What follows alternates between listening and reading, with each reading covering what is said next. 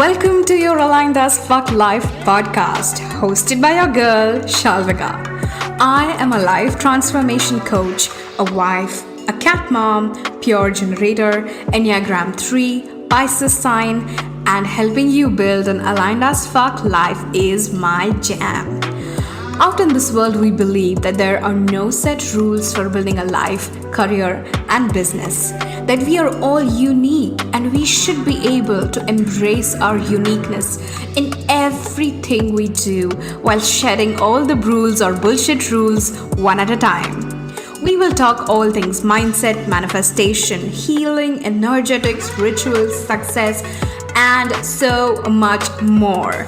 I believe that I can have it all, and you can too.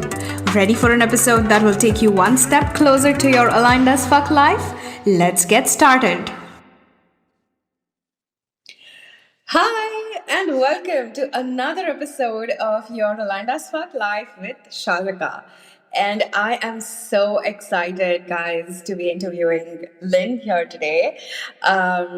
And we are going to be talking about moving more naturally. And I'm just so psyched to be dealing with this topic. But before we kind of start tackling that, Lynn, do you want to just tell us a little bit about you, your journey, what got you here? So my name is Lynn Rogala.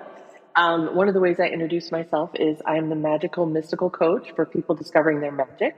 So that's been really fun. All of my clients have some kind of magic that we're discovering. Right. And the topic we're talking about today is something that it's relatively new compared to some of the other stuff that I've been doing, Right. but I'm really loving it, which is this idea of moving more naturally with like the rhythms of seasons and the rhythms of the moon and the rhythms of your own energy, which I really love. And I kind of backed into that. I was actually thinking about it just today because I was out walking and I looked up and the moon is at the last quarter. And I thought, oh, I love this way of tracking what I'm working on, because what I've been doing right now with my clients is I do a new moon guided oracle read, and then we kind of set ourselves up for about 2 weeks from the new moon to the full moon. And then I do a full moon guided oracle read and set us up from the full moon to the new moon. And so we kind of take something on in that time. And I love looking up today thinking like, oh yeah, I'm about halfway through my cycle. I don't have to have a Post-it note. I don't have to look at the calendar. I can just look in the sky and say, oh yeah, the moon is, it's waning right now because we're going from full moon to new moon. And it's about halfway gone. So I know I'm about halfway through this thing I'm working on, which is part of what I like about it. It feels real. It feels real to me. And I started, I don't even remember. Well, I remember a couple. Like I've railed against New Year for a really long time. January 1st of the new year, when you're supposed to start everything new. I hate that because I'm usually still on the couch in pajama bottoms and eating cheese, and my Christmas tree is up. And like, why on earth would I be giving up carbs in the dead of the winter time? This is such a stupid time to do new things. And so I've always been like much more connected to my own birthday is when I tend to take new stuff on. And also even after years out of school, I have very much like a back to school energy that I get into, where like August, September is a time that I like to take on new stuff. So a few months ago, just for the fun of it, I was in a mastermind. And it happened to be, I can't remember, either the new moon or the full moon during one of our group calls. And I popped in the chat and I was like, hey, does anybody want to do a guided oracle for the moon tonight? And a bunch of people said, yeah. And so we just kind of quickly arranged it in the Zoom chat. And then I did it, everybody had a good time. And so I said, well, I'll do it for the next one too. And at the time I was just doing them for, just for that moment. Like, what's the new moon? What are you going to manifest? Whatever. And then as it started evolving, I've started doing them for my mailing list, and they're 100% free for my mailing list. It's like one of the free magic things I do. And as it started evolving, I tapped my software background, which I did software for years and years and years and years. And in software, I did agile software, where you go like in these sprints, and they're usually about 2 weeks, right? It's very natural. And so I was like, well, what if instead of doing something just for the moon, we set up something like in between the moons too? So we sprint from new to full and then full to new and then around and around again. It's not really an intro. I kind of just said all the stuff. No, but that's beautiful. I remember when we had this conversation and you told me about moon sprints, and I'm like, oh my God, we have to talk about this because I feel it's such it brings such connectedness to nature, right? Which I Mm-hmm. feel in modern life like we're losing, right? Agreed. Agreed. And this is how things work. Like my grandma always knows what phase the moon is in it, like always, right? Like Mm-hmm. she has these particular phases of the moon where she's gonna fast, and she's gonna like cleanse her body, and then some particular phases when she's like, okay, this is a nice time to like go out and buy good stuff. And I used to be like, this is so superstitious. Like growing up, I used to be Right. like really, like, do you really want to do this? Like we have a bloody calendar. Why don't you just look at that? But then now that I am, on this journey of more connectedness, and I'm working with some plant medicine, and I'm working with, grounding myself and like connecting with nature, I realize how potent and powerful that wisdom really is, right? Yes. And Yes. honestly, Absolutely. we've just let it like fall by the wayside because I was a student of Mm-hmm. science. Like I'm an engineer. Come on, I'm not gonna like look at the Right. moon and be like, oh, I should fast today. Well, and the thing is, one of the things I love about it is you can kind of jump in at any level of, quote unquote belief, Right. right? Yeah. So you can Yeah. go all the way to the moon affects your energy, which some people Right. engage with it that way, Yeah. or you can just be at the 2 weeks is kind of a good amount of time for Yeah. people. It's Yeah. long enough to get something done. It's not so long that you get interrupted. That, like, to go back to software, when I first started doing agile development, the sprints were a month long, Right. and that's kind of too long. Yeah. We always got something disrupted us, something always needed to come. But 2 weeks was about the amount of time that we could pay attention. So even if you don't think the moon has any effect on you at all, which Right. it affects the tides, so it has to affect us at least a little bit, even just how much light there Yeah. is at certain times. Yeah. It affects like how well you sleep. Even if you don't believe any of that at all, it's just a really nice way to kind of mark your life Yeah. in a way that feels more real than the Gregorian calendar, which feels to me so arbitrary. Like, screw the Gregorian calendar, it can just go away. It's good for knowing when you're going to catch a flight. Like, I just bought theater tickets. Right. It's good to know that those theater tickets are on this day and I need to know where to go. Yeah. I wouldn't want to try to figure that out by like the waxing gibbous moment. Like, it's good for that. But as far as Right. like how I run myself, Yeah. and I also love that there's this feeling of the moon phases just keep coming, Mm-hmm. and you're not really ever behind. You don't really ever have to get caught up. Right. You don't have to make a quarter. You don't have to hit your goal. Like, Mm. there's always going to be another full moon. There's always going to be another. It just kind of keeps going, and it's gentle, but it marches forward. It doesn't really care what we do. Yeah. Yeah. And I think that's what is kind of fucked up with the world that we've built, because we're always so focused on like quarter one. Like now we're almost at the end of quarter one, and Yeah. I don't know, I was on Instagram yesterday, and some coach was like quarter one earnings, not earnings, wow, it's early morning for me. Quarter one earnings are like this, and this is how much we changed from the last quarter, Yeah. and I am just like, so when do you give yourself space to just breathe and be? Because you're Yeah. always running, right? Like quarter one is done now. I've got to focus on quarter two, and then quarter two is done, and that's something that I felt very intensely even in my corporate job, right? Oh, Because especially in your corporate job. exactly, right? Like we would have like year on year goals, and every year I'm supposed to like improve on my numbers from my previous goal. And then when I start Mm-hmm. managing people, I'm supposed to improve the numbers of the people who are reporting to me. And I was just like, oh my God, like we are machines. Right, exactly. That's it. We're not machines. And there's never any time for integration, and there's never any time for examination, and there's never any time for anything. So what I love about the moving with the moon, which I'm very new to doing, is Right. it starts dark, it goes full, and then it goes to dark again. And so there's kind of a natural time to say, as it's going from new to full, I'm going to push really hard. And then as it goes from full to new, I'm going to maybe do more integration, more refinement, more examination. Right. And the time to stop and look at what you're doing is built right in. Yeah. You stop when the moon is new and you kind of ask yourself, adjust your course. We used to do retrospectives when I did my software job. Mm-hmm. And then at the full moon, you stop, you celebrate, what have I gotten done? I'm about halfway through this cycle, and then you continue. So the resting and the low periods, like low, not in a negative way, but in like the lower energy periods, it's all built in. Yeah. And that's what I really love about it. And I'm also playing around more with moving. We're on video, right? So I can show you this. I have this.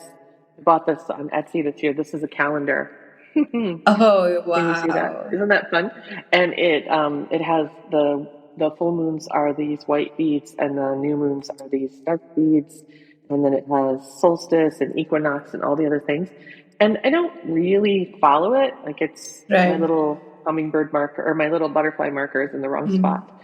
But I just kind of like the idea of conceiving of the world of the year in this like circular way with these stopping points.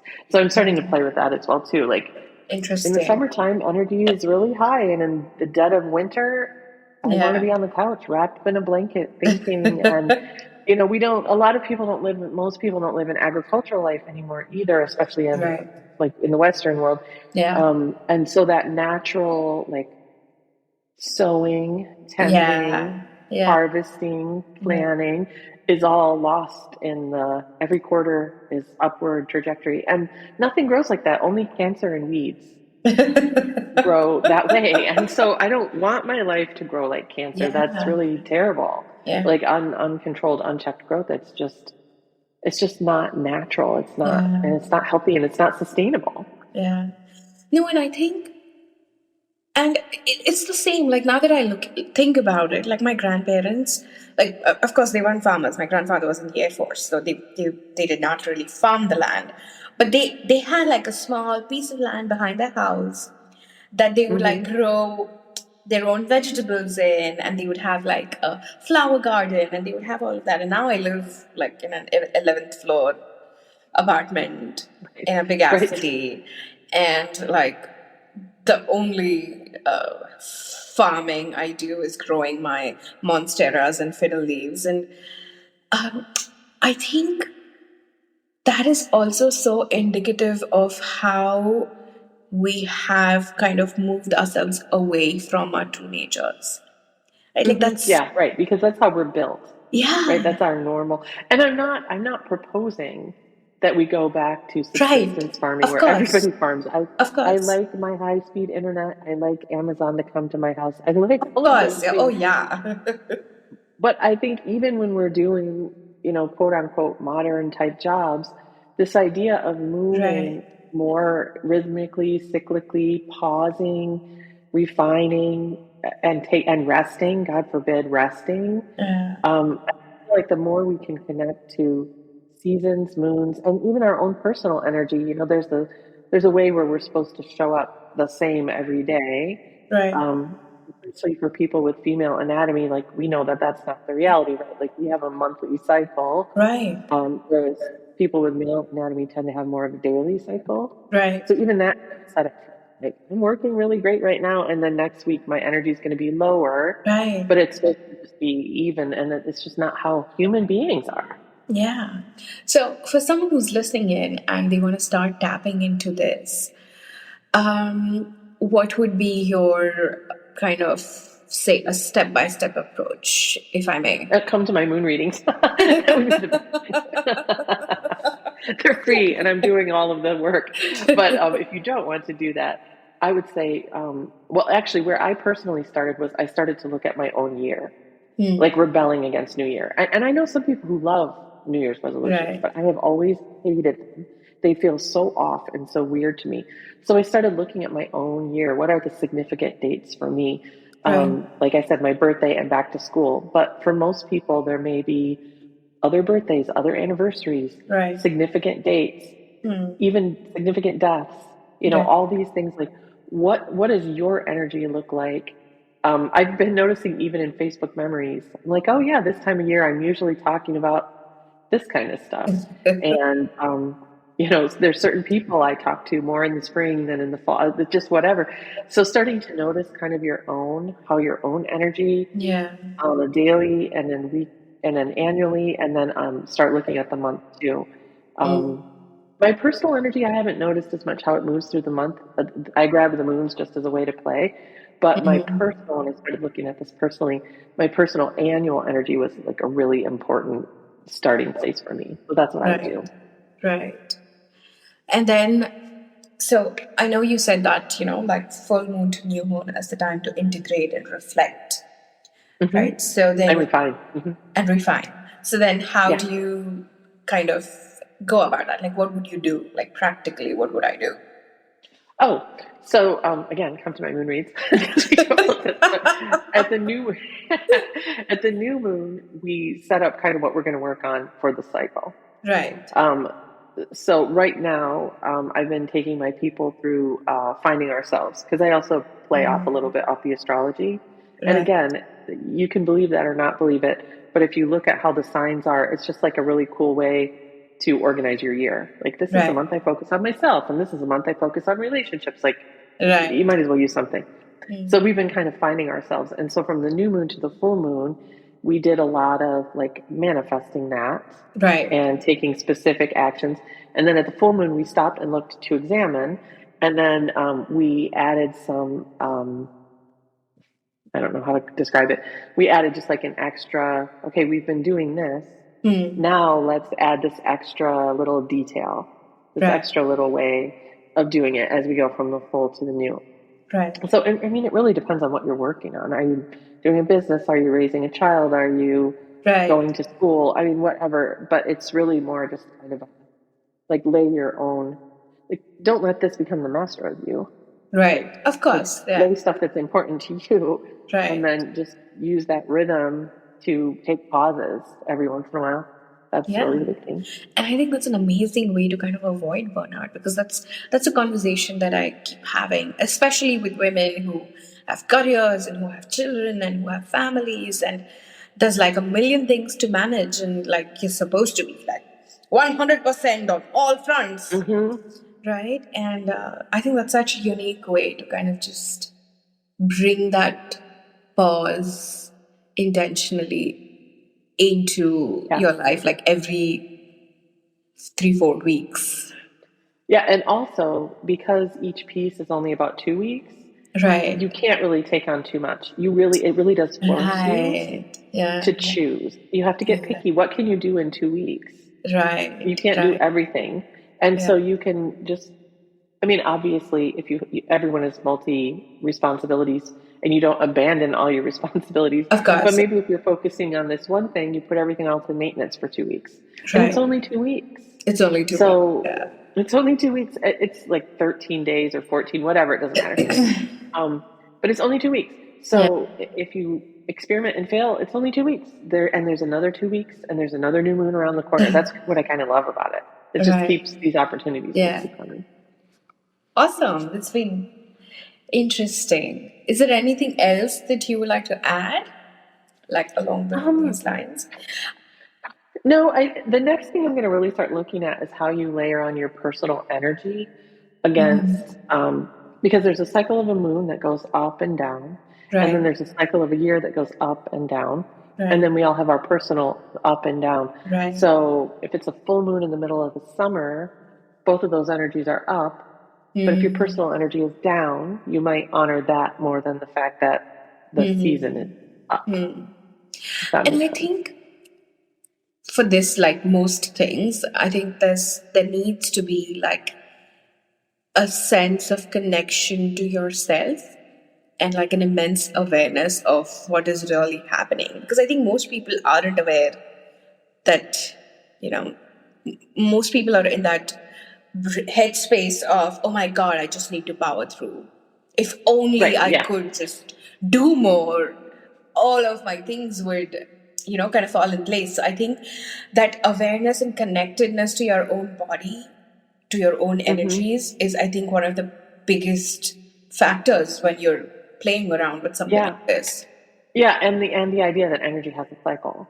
Right. You know, that your best day, you can't show up the same way you are on your best day every day, because then that would just be your average rather than your best. So we try to replicate our best rather than like, this is my baseline.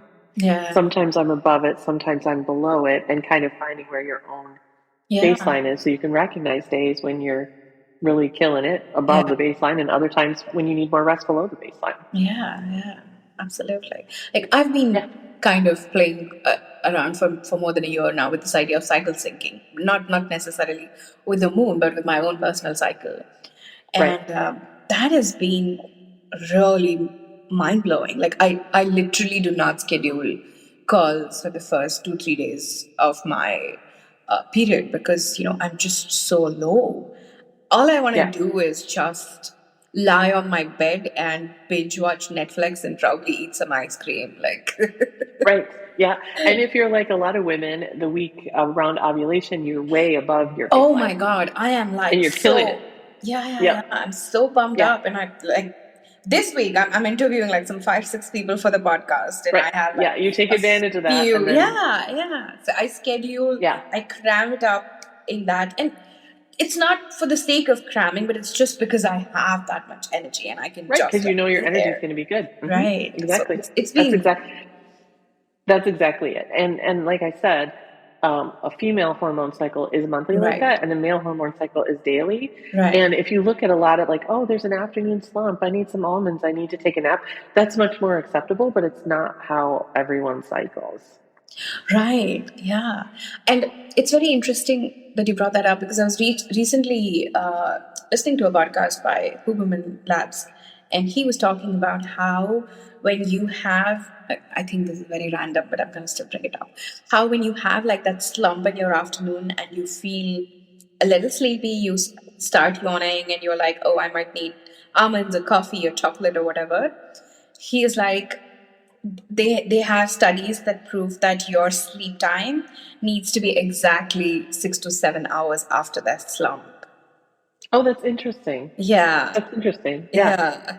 Because, that's like some people look have at 2 p.m., right? Which means your bedtime needs to be 8 or 9 p.m. And like most adults, at least that are around me, don't sleep at 8, 9 p.m. Like, no, that would not work for me.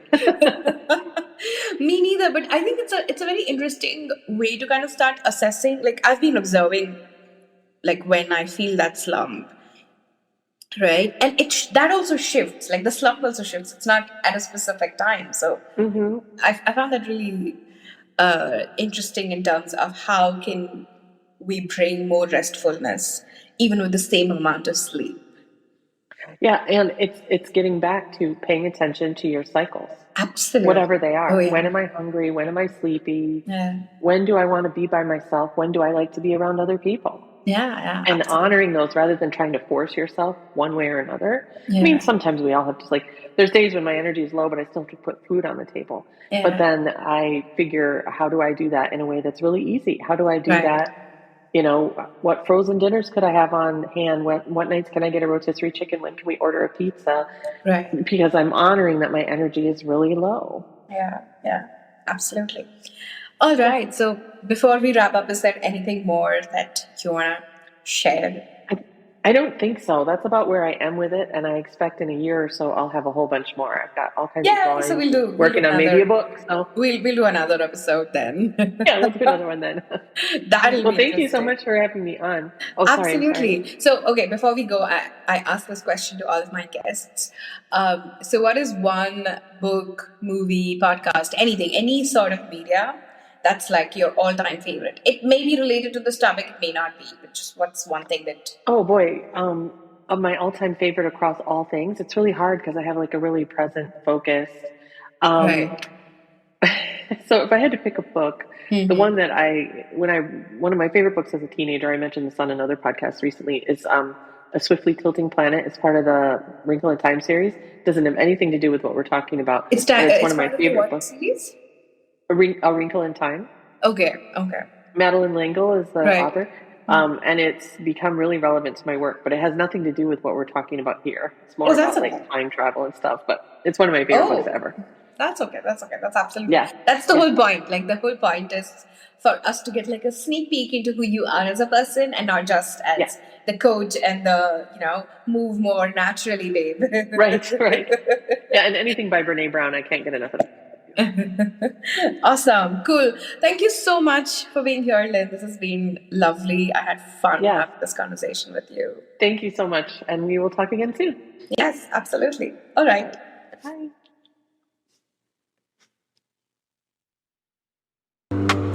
Thank you so much for tuning in today's episode. If you absolutely loved what you heard today, be sure to share it with me by leaving a review on iTunes so that I can keep the good stuff coming. And if you aren't already following me on social media, come soak up some extra inspiration and send me a hello on Instagram by searching @ShalvikaP. Also tagged in the show notes. I love and adore you so much, and I will talk to you super soon. In the meantime, continue building your most authentic and aligned as fuck life. Ciao!